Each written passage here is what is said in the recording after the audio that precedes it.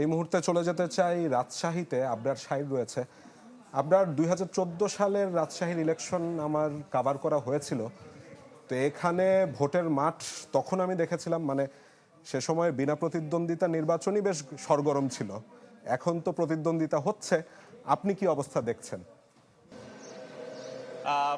শুরুতে আজকে এখন কি অবস্থা সেটা একটু বলি। কিছুক্ষণ আগেই মাদ্রাসা ময়দান থেকে আসলে কেন্দ্রগুলোতে যে সরঞ্জাম পাঠানো সেটি শেষ হয়েছে।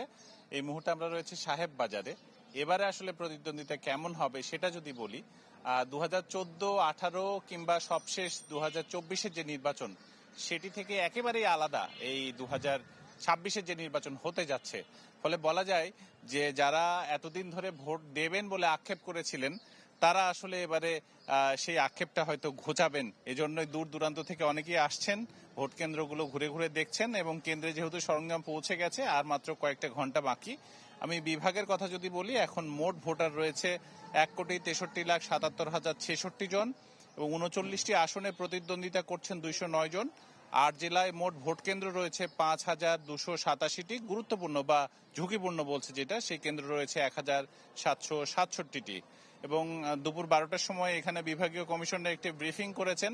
তিনি যেটি বলেছেন যে এখানে প্রায় 1,07,000-এর মতো আইন শৃঙ্খলা রক্ষাকারী বাহিনী ডিপ্লয় করা হয়েছে। ফলে ভোট কেন্দ্রে যেই আসুক না কেন, যদি কোনো বিশৃঙ্খল পরিস্থিতি তৈরি করবার চেষ্টা করে, বডি অন ক্যামেরা আছে, সিসি ক্যামেরা আছে, তাকে শনাক্ত করবে এবং খুব দ্রুতই আসলে ধরার চেষ্টা করা হবে। ফলে কয়েক ঘন্টার ব্যবধান, ভোটাররাও খুশি, যারা আয়োজন করেছে তারাও খুশি। কালকে সকাল 7:30 থেকে ভোট গ্রহণ শুরু হবে, তারপরেই দেখা যাবে আসলে কি হয়। এ ছিল নাইম। আপনাকে অসংখ্য ধন্যবাদ। কাসর হোসেন রানা যুক্ত হচ্ছেন বরিশাল থেকে। নাইম, কাসর হোসেন রানা, বরিশালে নির্বাচনী পরিবেশ কেমন দেখতে পাচ্ছেন? ভোটাররা কতটা উৎসাহ উদ্দীপনা নিয়ে আগামীকাল ভোটের জন্য অপেক্ষা করছেন? আর আইন শৃঙ্খলা পরিস্থিতি নিয়ে তো অবশ্যই আমাদের জানাবেন। চা মানে লাইফটা ভরপুর, চা মানে ইস্পাহানি মির্জাপুর।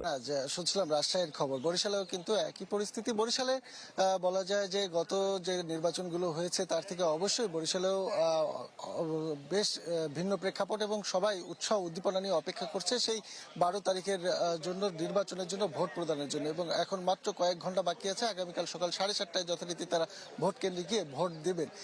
আপনি যেটি জিজ্ঞেস করছিলেন পরিশালের পরিবেশ পরিস্থিতি এবং আইন শৃঙ্খলা পরিস্থিতি, আমাদের কাছে যে তথ্যটি রয়েছে যে পুলিশ প্রশাসন, র্যাব এবং সেনাবাহিনী থেকে সব টিমগুলো সমন্বয় করে যে তথ্যটি আমাদের দিয়েছে সেটি হচ্ছে যে বরিশালে মোট 833টি ভোট কেন্দ্র রয়েছে, যার মধ্যে 255টিকে তারা অতি গুরুত্বপূর্ণ হিসেবে ক্যাটাগরিতে চিহ্নিত করেছে এবং 236টিকে গুরুত্বপূর্ণ কেন্দ্র হিসেবে চিহ্নিত করেছে।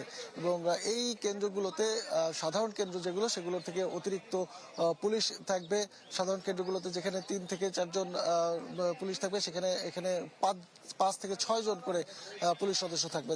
পাশাপাশি বডি অন ক্যামেরা থাকবে এবং স্ট্রাইকিং ফোর্স সেগুলো কিন্তু চলমান অবস্থায় থাকবে। এবং এর পাশেও 1500-র বেশি সেনাবাহিনী মাঠে থাকবে, 2500-এর বেশি পুলিশ থাকবে। এবং এবার যেহেতু বরিশাল উপকূলীয় এলাকা, সেই জন্য নৌবাহিনী থাকবে, কোস্ট গার্ড থাকবে, নৌ পুলিশ থাকবে এবং পাশাপাশি বিএনসিসিও থাকবে। তো প্রশাসনের পক্ষ থেকে সব ধরনের ব্যবস্থা নেওয়া হয়েছে। পাশাপাশি ভোট কেন্দ্রগুলোতে থাকবে সিসি ক্যামেরা। তো নিরাপত্তার বিষয়টি কিন্তু মাথায় রেখেছে এবং ভোটাররা আগ্রহে অপেক্ষা করছে ভোট প্রদানের জন্য। এই ছিল বরিশাল। আপনাকে ধন্যবাদ।